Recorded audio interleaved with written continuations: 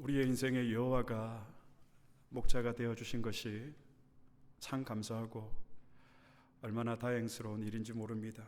우리는 우리의 목자 되신 하나님의 무한하신 그 사랑과 간용에 의해서 우리의 삶이 지속이 되고 또 우리의 필요한 모든 것을 우리의 목자 되시는 하나님으로부터 우리가 공급을 받으며 그분의 보호와 사랑과 통제 속에서 우리는 살아가고 있습니다. 시인은 오늘 본문 1절에서 여호와는 나의 목자시니라고 고백을 합니다. 그리고 왜 하나님이 자신의 목자인지를 2절에서부터 구체적으로 시인은 고백을 합니다. 2절에서 그가 나를 푸른 불밭에 누이시며 쉴만한 물가로 인도하시는도다. 공급해 주시는 그 은혜 때문에 시인은 하나님을 향해서 나의 목자라고 고백을 합니다. 3절에 내 영혼을 소생시키시고 자기 이름을 위하여 의의 길로 인도하시는도다. 영혼을 소생시켜 주시는 그 하나님의 은혜 때문에 하나님이 나의 목자라고 고백을 합니다. 그리고 4절에서는 내가 사망의 음침한 골짜기를 다닐지라도 해를 두려워하지 않을 것은 주께서 나와 함께 하심이라. 사망의 음침한 골짜기에서 자신을 보호해 주시는 그 하나님의 사랑, 그 은혜 때문에 시인은 오늘 하나님이 나의 목자가 되십니다라고 고백을 합니다. 그리고 오늘 5절에서는 더욱 넘치는 은혜 때문에 시인은 하나님은 나의 목자시라고 고백을 하고 있습니다. 저는 한국에 있을 때 부산에서 사역을 했습니다. 부산에 강안동이라고 있는데요, 바닷가가 있는 곳이죠. 해운대가 있고 또 부산에 강안리가 있습니다. 사택이 강안리 앞바다가 흔히 내다보이는 아파트 13층이 사택이었습니다. 강안리에서 매년 이맘때쯤 되면 세계 불꽃 축제가 열렸습니다. 얼마나 규모가 큰지 예산이 80억 정도가 든다고 합니다. 80억이면 얼마죠, 여러분? 여기 달러로 하면 800만 불. 여러분, 800만 불을 가지고 불꽃 축제를 한다고 한번 생각을 해보십시오. 그 규모가 얼마나 크겠습니까? 그러니까 한국에서는 말할 것도 없이 세계 각처에서 매년 불꽃 축제를 보려고 관광객들이 몰려옵니다. 1시간 정도 이 불꽃 쇼를 합니다. 그런데 이 불꽃 쇼의 절정은 마지막 불꽃 쇼에 있습니다. 이 불꽃 쇼가 끝날 무렵 맨 마지막에 가장 웅장하고 가장 화려한 불꽃이 터집니다. 시편 23편을 이 불꽃놀이에 비유를 한다면 오늘 5절의 말씀은 하늘 가장 높은 곳에서 가장 웅장하게 가장 화려하게 폭발하는 불꽃과 같다라고 말할 수 있을 것 같습니다. 그래서 저는 오늘 시편 23편에서 이 5절의 한 절의 말씀에 집중을 해보려고 합니다. 여러분, 시인이 왜 그렇게 내 잔이 넘치나이다 고백을 하면서 형언할 수 없는 그 기쁨과 감격에 사로잡히게 되었을까요? 성경은 이 이유에 대해서 두 가지를 설명을 합니다. 첫째는 시인이 그렇게 내 잔이 넘치나이다 감격하고 있는 이유는 주께서 내 원수의 목전에서 내게 상을 차려주셨기 때문이라고 시인은 고백을 하고 있습니다. 자, 그러면 여러분, 상을 차려주셨다라는 것이 무슨 뜻일까요? 옛날 성경에는 보면 이 시편 23편 5절이 원수의 목전에서 내게 상을 베푸시고 라고 되어 있습니다. 그래서 많은 교인들이 이 말씀을 가지고 어떻게 해석을 하느냐 하면 상을 베푸신다라는 이 말씀을 가지고 여기서 상은 학교에서 교장 선생님이 주시는 상이라고 생각하는 사람들이 실제로 많았습니다. 혹시 여기 계신 분 중에도 이 23편 5절에 이 상이 학교에서 주는 상으로 생각하고 있는 분은 없는지 모르겠습니다.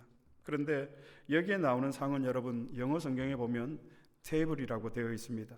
다시 말해 밥을 먹는 식탁을 가리킵니다. 그러면 결국 이 말은 하나님이 오늘 시인에게 무엇을 차려주시는데, 밥상을 식탁을 차려주시는데 누구 앞에서 이 식탁을 차려주셨는가 하면 누구 앞이죠? 원수의 목전에서. 이 목전이라는 것은 원수의 앞에서, 원수의 얼굴 앞에서 라는 것입니다. 원래 원문 성경에 보면 이 원수라는 표현이 오늘 단수인 것처럼 한글 성경에는 그렇게 번역이 되어 있지만 원래 원문 성경에 보면 원수들이 보는 앞에서, 원수가 보는 앞에서, 이게 원수가 복수로 되어 있습니다. 저 원수 한 사람이 아닙니다. 이것을 다시 여러분 원문에 가깝게 번역을 하면 나를 괴롭게 하는 자들 앞에서, 나를 괴롭게 하는 원수들의 얼굴 앞에서 나에게 식탁을 차려주시고, 이렇게 해석이 됩니다. 이 말을 좀 더 우리가 이해하기 위해서는 당시 히브리 문화에서, 문화의 배경에서 밥을 먹는다라는 것이 어떤 의미인지를 우리가 좀 알아야 됩니다. 성경에 이런 식사와 관련된 유사한 풍습이 있습니다. 예수님께서 이 땅에 계실 때에 유대 지도자들에게 비난받았던 이유가 있습니다. 왜 너희 선생은 세리와 죄인들과 함께 밥을 먹느냐, 식사를 하느냐 하는 문제였습니다. 그런데 여러분, 이게 왜 비난의 이유가 되었을까요? 당시 함께 식사를, 밥을 먹는다라는 것은 그냥 밥을 먹는 행위가 아니라 그들과 식사를 함께 하는 사람들이 한 가족이고 한 형제라는 뜻을 가지고 있습니다. 그래서 예수님은 세리와 죄인들과 함께 식사를 하심으로써 그들을 예수님 자신의 가족으로 받아주시는 것입니다. 그들과의 식탁의 교제를 통해서 그들이 하나님의 사랑을 알게 되고 회개하고 돌아오기를 우리 주님은 원하셨던 것이죠. 또 요한계시록 3장에 보면 예수님이 라오디게아 교회를 향해서 말씀하십니다. 보라, 내가 문 밖에 서서 두드리노니 누구든지 내 음성을 듣고 문을 열면 내가 그에게로 들어가 그로 더불어 먹고 그는 나와 더불어 먹으리라. 요한계시록 3장 20절의 말씀입니다. 여기에 보면 또 먹는 이야기가 나옵니다. 그뿐이 아닙니다. 예수님은 요한복음에서 자신을 생명의 떡이라고 말씀하십니다. 그뿐 아닙니다. 예수님은 십자가에서 돌아가시기 전에 마지막 날 밤에 제자들을 불러 모아놓고 마지막 식탁을 베풀어 주셨습니다. 이 식탁, 이 만찬이 무슨 의미일까요? 제자들이 예수님과 한 가족, 한 형제가 되었다는 뜻입니다. 예수님께서는 바로 그런 뜻으로 식탁의 만찬을 베풀어 주신 것입니다. 결국 여러분, 밥을 같이 먹는다라는 것은 그냥 단순히 밥만 먹는 게 아니라 한 가족이 되었다라는 뜻입니다. 이 본문에 나와 있는 내게 상을 차려주시고 정확한 그런 의미를 가지고 있습니다. 그러면 다시 본문으로 우리가 돌아와서 시인이 오늘 자신의 살아온 인생을 돌아보고 해고해 보니까 수많은 원수들에게 자신이 에워싸이고 또 모진 시련과 그런 고난을 당할 때에 그때마다 하나님께서는 그 원수들의 목전에서, 그 원수들의 얼굴 앞에서, 그 원수들이 보는 앞에서 자신에게 식탁을 차려주셨다라고 시인은 고백을 하고 있습니다. 히브리어 성경에 보면 이 내게 상을 차려주시고라는 이 동사가 히브리어로 아라크입니다. 그런데 이 아라크라는 여러분 이 동사 단어는 전쟁할 때 사용되는 단어입니다. 군인들이 이제 대열을 지어서 질서정연하게 집합해 있는 모습,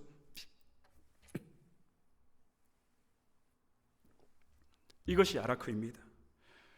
어릴 적 이제 교회에서 부흥회를 하면 강사님이 오시잖아요. 그러면 3박 4일 이렇게 부흥회를 하는데 첫째 날 저녁 식사 대접은 무조건 저희 집에서 어머니께서, 부모님들께서 강사 접대를 하셨습니다. 그러면 한 달 전부터 이제 식사를 준비를 하는 것 같습니다.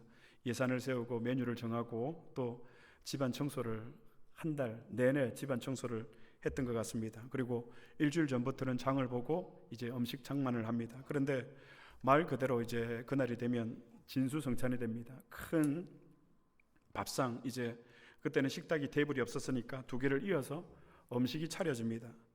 왕의 식탁이 부럽지 않습니다. 그리고 그날은 우리 사형제의 잔칫날이기도 합니다. 작은 방에서 이 강사님하고 목사님들하고 장로님들하고 식사하고 빨리 가기만 기다렸던 기억이 있습니다. 왜요? 그날은 우리 형제의 잔칫날이거든요.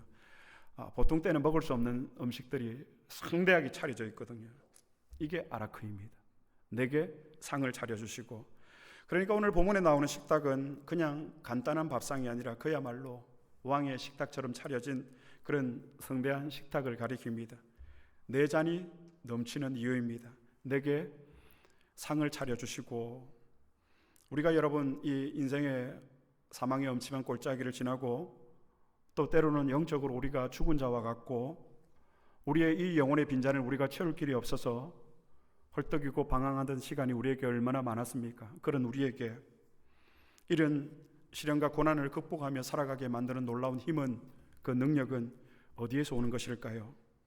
우리에게 차려주시는 그 성대한 말씀의 식탁에서 하나님께서 우리에게 그 사랑, 그 능력을 공급해 주시는 것입니다. 그 말씀의 식탁을 받으면서 여러분, 우리는 우리의 인생이 바뀌는 겁니다. 시인은 그 하나님의 말씀의 성대한 식탁을 받으면서 비로소 자신의 영혼이 그 무엇으로도 채워지지 않던 자신의 영혼의 빈잔이 채워지는 것을 경험했습니다. 그러므로 사랑하는 우리 세안디오 교우 여러분, 매일매일 성경을 읽으시기를 바랍니다. 그리고 매일매일 하나님의 말씀을 묵상을 하고 매일매일 설교를 듣고 말씀을 늘 가까이 접하면서 하나님께서 원수들 앞에서 차려주시는 그 말씀의 식탁을 우리가 받으면서 우리의 영혼의 빈잔이 채워지게 되기를 우리 주님의 이름으로 축복합니다. 두 번째로 시인이 오늘 내 잔이 넘치나이다라고 고백을 한 이유는, 시인은 오늘 시편 23편 5절에서 이렇게 말합니다. 기름을 내 머리에 부으셨으니 내 잔이 넘치나이다. 여러분, 기름을 왜 머리에 부을까요?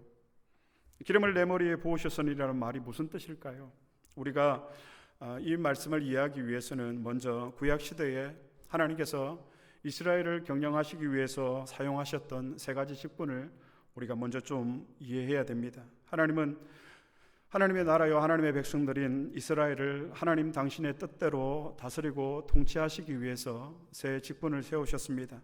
그 첫 번째 직분은 선지자입니다. 그리고 두 번째 직분은 제사장입니다. 마지막 세 번째 직분은 왕입니다. 자, 그러면 선지자는 여러분 어떤 일을 하는 사람이었습니까? 먼저 선지자는 하나님의 말씀을 가지고 그 시대의 사람들에게 하나님의 말씀을 선포하는, 설교하는 사람이 바로 선지자였습니다. 그런데 우리는 보통 흔히 선지자라고 하면 어떤 임무를 가진 사람으로 알고 있죠? 보통 예언하는 사람으로 알고 있습니다. 누구를요? 선지자를. 그런데 예언하는 일은 선지자의 임무가 아닙니다. 선지자의 임무는 예언이 아니라 프레칭, 설교에 있다라는 말입니다. 그래서 선지자의 가장 큰 관심은 무엇이었을까요? 예언을 통해서 사람의 마음을 사로잡는 것이 아니라 하나님이 우리에게 무엇을 말씀하고 계시는가. 그래서 선지자의 가장 큰 관심은 오직 하나님의 말씀이었습니다. 두 번째로 하나님이 하나님 나라를 경영하시기 위해서 세우신 직분은 여러분 제사장입니다. 제사장의 관심은 무엇이었을까요? 백성들을 대신해서 제사를 드리면서 죄인된 우리가 어떻게 거룩하신 하나님 앞에 나아갈 수 있을까 하는 것이 제사장의 가장 큰 관심이었습니다. 그래서 구약의 제사장은 하나님은 너무 거룩하시고 또 이스라엘 백성들은 죄가 너무 더럽기 때문에 하나님께 제사를 드림으로써 이 백성들이 용서를 받아서 다시 거룩하신 하나님을 만나게 해주는, 하나님과 화목하게 해주는, 하나님과 교제하게 해주는, 그것이 바로 제사장의 임무였습니다. 그리고 마지막 세 번째, 하나님이 기름 부어서 세우신 직분은 왕이었습니다. 이스라엘의 왕은 여러분 하나님의 대리자였습니다.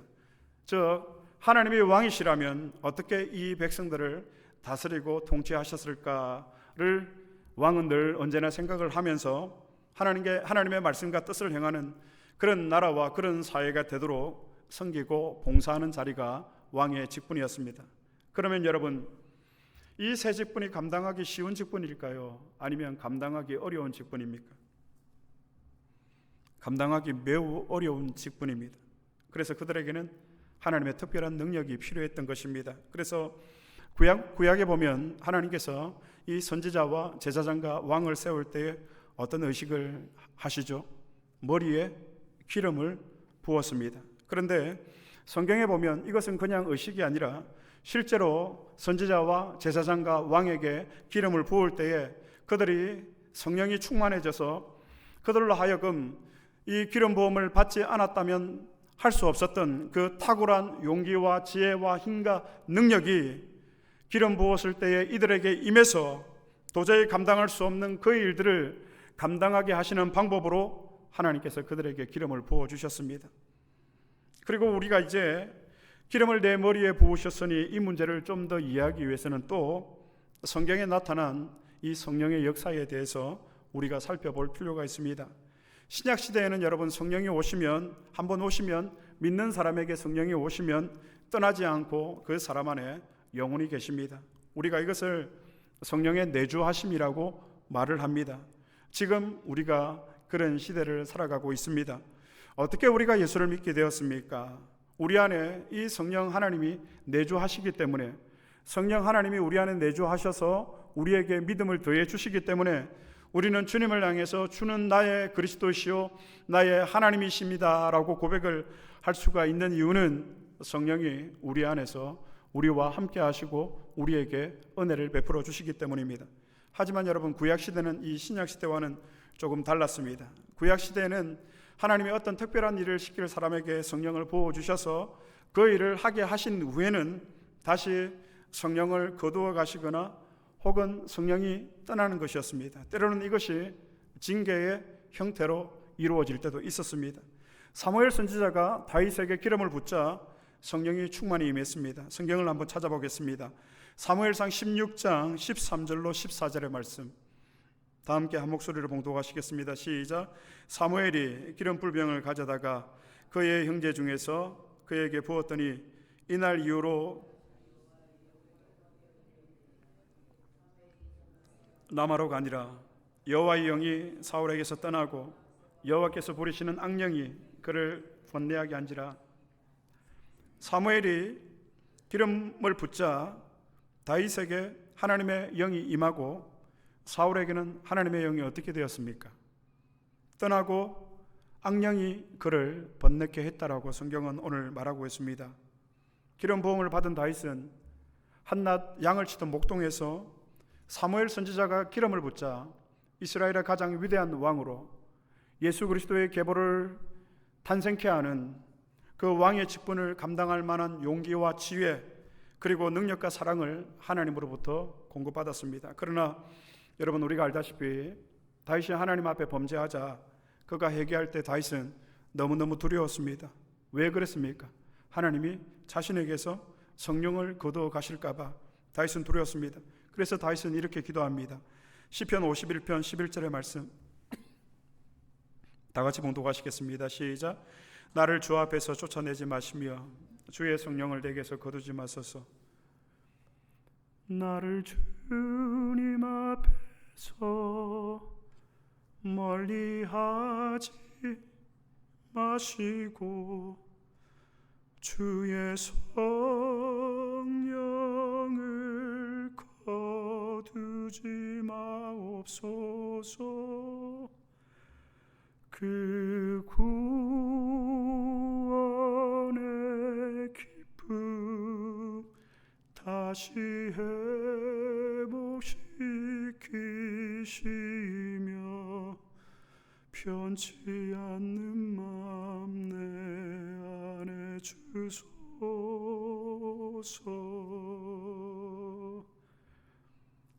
주 앞에서 쫓아내지 마시고 주의 성령을 내게서 제발 거두지 마옵소서.